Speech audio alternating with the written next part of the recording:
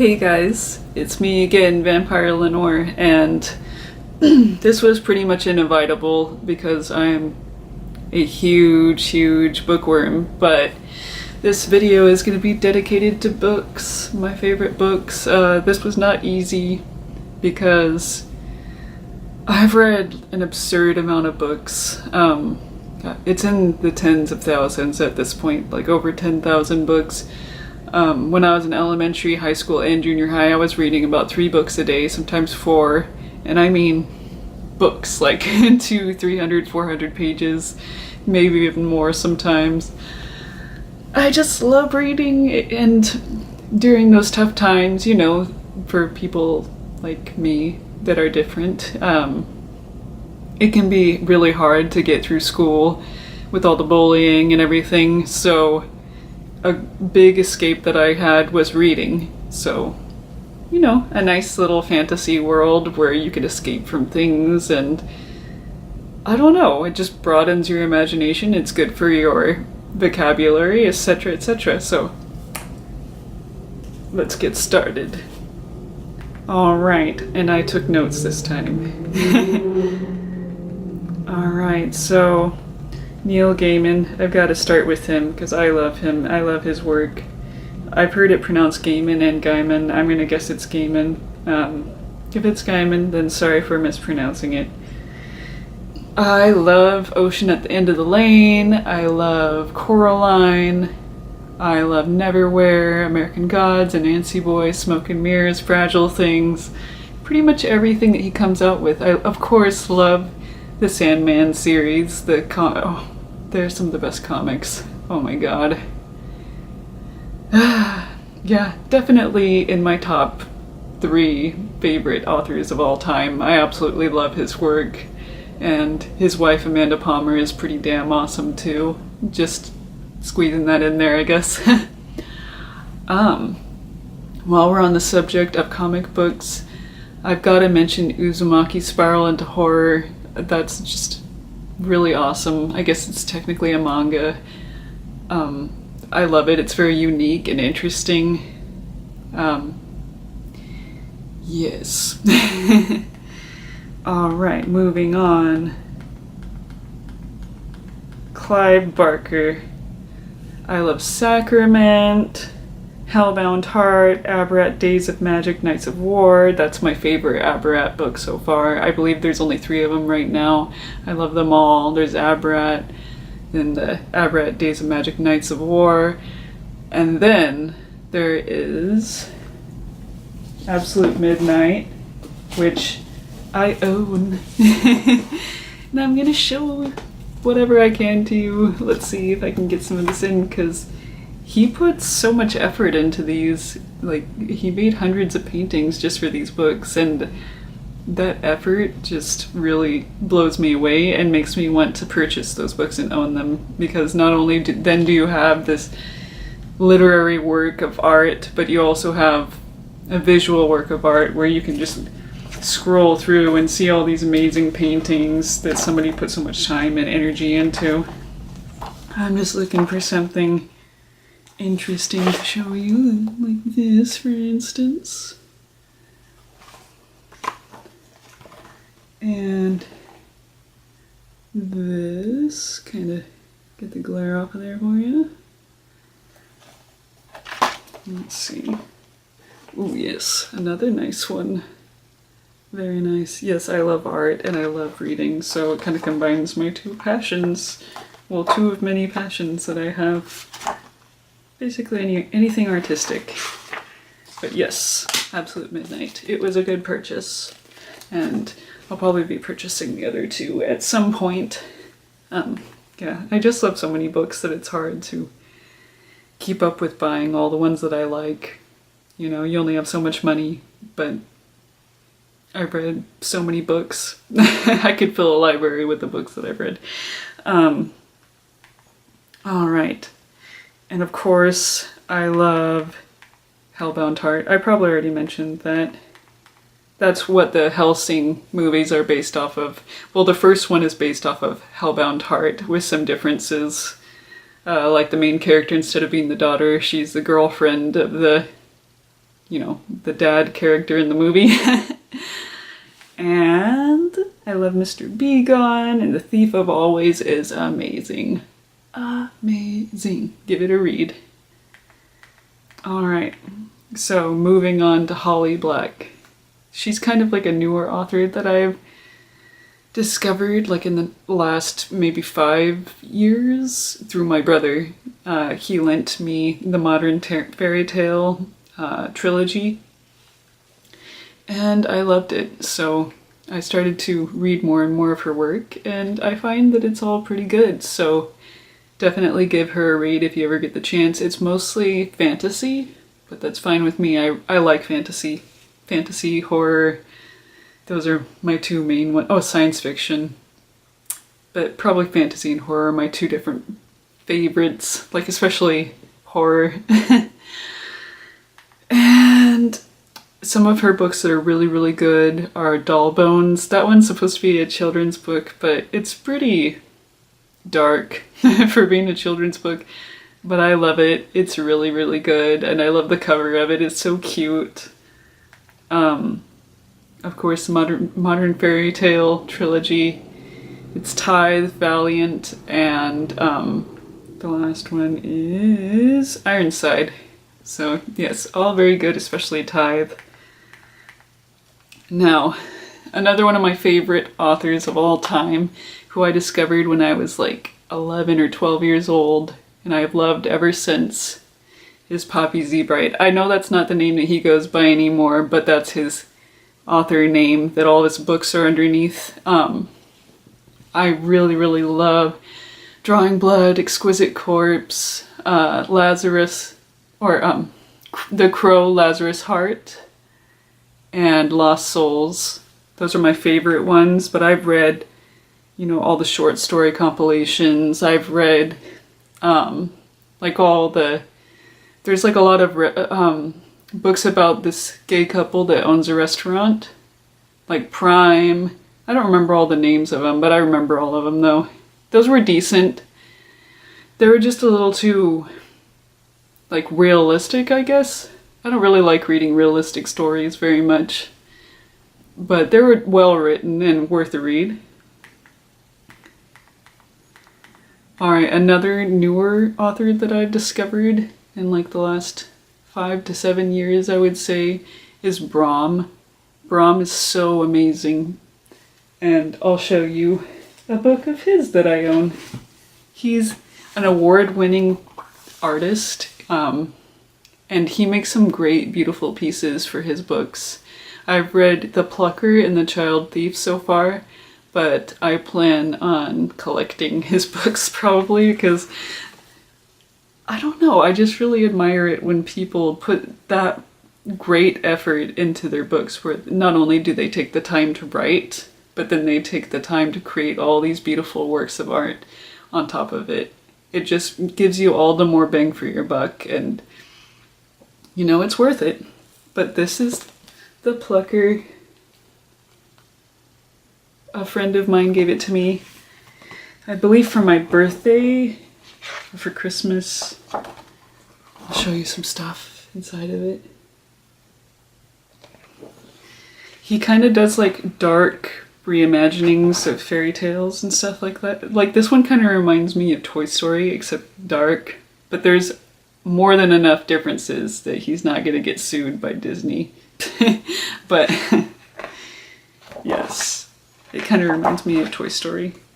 And then The Child Thief is a Peter Pan reimagining, so it's pretty awesome.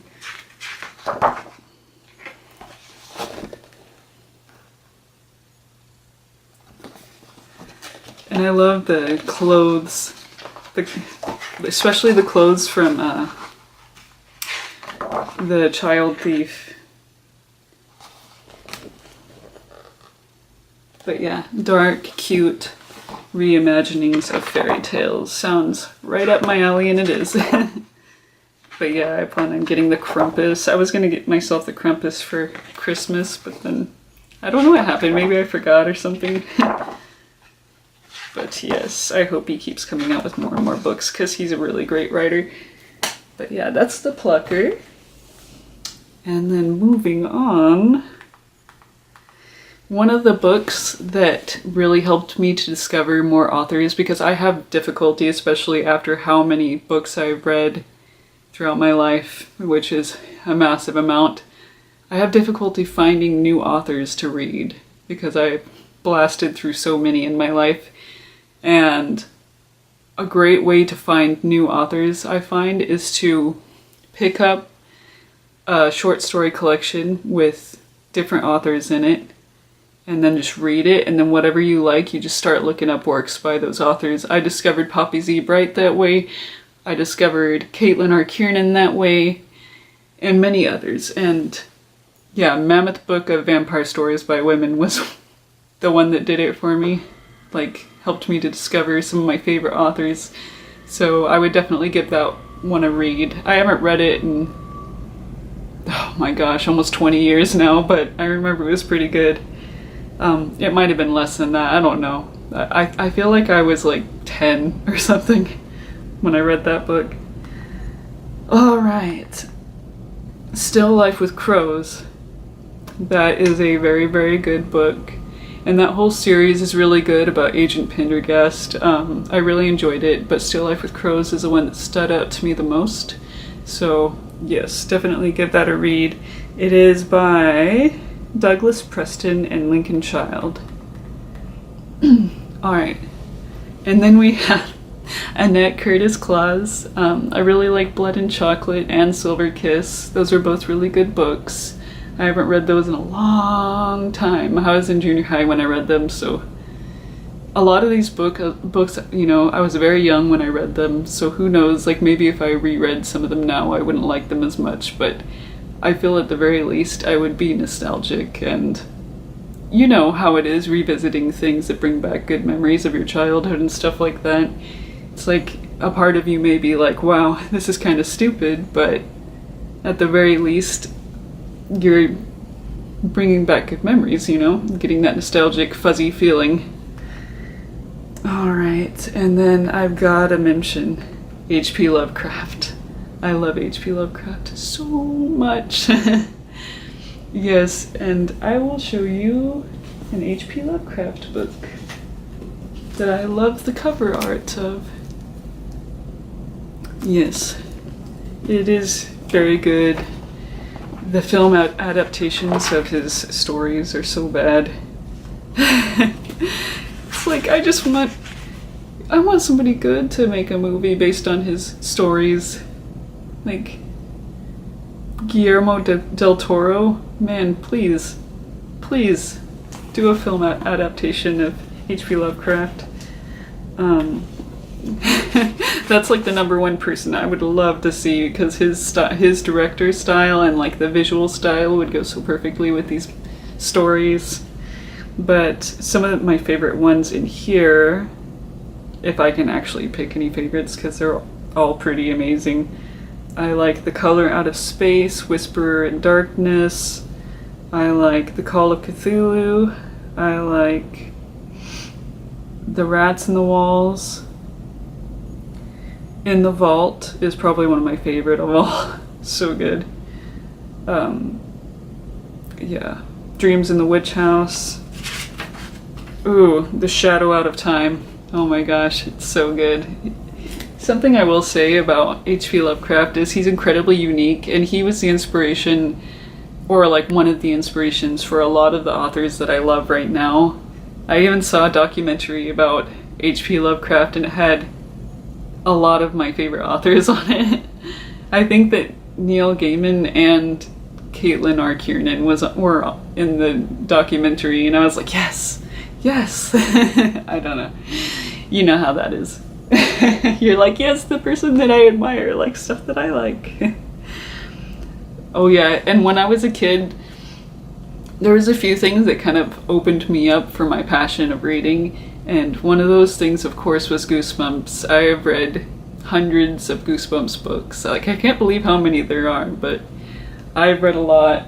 I still have some of them. And look at it, they're so dead. These are over 20 years old. I started reading when I was 4, I think, and Oh my gosh. I just blew through them, and they got like scribbling all over them. Yeah, some of them are like used. A lot of them I got from Toys R Us when I was a kid. Yes, good stuff, very good stuff. And another thing that kind of got me started in reading was this, that I also got from Toy Story, Danger.com. I haven't read this one in a long time, but I remember really enjoying it as a child. Yeah, a lot of Goosebumps books and Danger.com and all those, they appeal to children mostly, or like teenagers, so I don't know how I'd feel about them now, but like I said, there's going to be that part of me that just like, I remember when I read that for the first time. That was a good memory. And another thing that kind of got me started too was I started to read like the young adult section, and I was starting to read like books by Christopher Pike, and he has some good stuff too. Like, I really liked the Remember Me series, and I really liked the Last Vampire series. That was like my first vampire series that I ever read as a very young person. I think I was like 11 or 10 even. But yes. Alright, so moving on to Caitlin R. Kiernan. I really enjoyed Murder of Angels and Silk. Yes. And then Stephen King is kind of... He either does really well with his novels, or they're kind of absurd, but I have to say that I really enjoyed Cujo. I heard the movie was really bad, but the book was very good, and I really also enjoyed Rose Madder and Gerald's Game, and there was a lot more too. I just don't remember what their names were. But yes, he's got some amazing stuff. It's worth checking out his stuff, definitely. And then I have yet to read more books by this author that I'm going to mention, but their name is S.M. Peters, and it's called Ghost Ocean. And I loved this. A photographer I used to work with a lot, named Aesthetic Alchemy, she actually gave this to me, and I'm glad that she did, because it was fantastic. It was a great read, and very unique and interesting. And there was like elements of horror, but it was mostly fantasy. So two worlds collide, two worlds that I love, the world of fantasy and the world of horror. So that was good. Alright, and then something I really loved to do when I was younger is I loved to pick up encyclopedias about vampires and monsters in general. So this is one that I got when Hot Topic was still really an awesome store about 20-ish years ago. This is the Vampire Encyclopedia by Matthew Bunson. And it is quite interesting. It tells you a lot about the mythology of vampirism, and like how it began, like what the myth like stemmed from. Stuff like that. I don't know. It's really cool. It talks about films. It talks about... I could be wrong. This one might be the one that talks about films. It's been a long time since I read either one of them, but yes. Moving on to the next one, the vampire book. And this one is by J. Gordon Melton. I believe I got this one from Hot Topic also many years ago. But this one definitely talks about films and books and stuff like that, and you can learn about some neat things. You know, you can find some stuff that you like if you're obsessed with vampires. Yes, I still love vampires. It's just hard to find like a good vampire film these days. You know, there have been a few that have come out in the last 10 years, and that's it, in my opinion. And most of it is very like high school drama and innocent and silly, and I don't know. It's not like the dark vampire, like romantic dark vampire like evil, you know, the kind that we 90s kids grew up with, or 80s kids, you know, people born before the 2000s were used to vampires with bloody imagery, and there's romance, but there's also horror. And I don't know, there's no horror anymore, it's just all glamour, and I don't know, it's just, they're just supposed to be like hot, I guess, eye candy. Alright. So, Laurel K. Hamilton. I have mixed feelings about her work. I first started reading her work in junior high or high school. I was quite young. I believe it was junior high.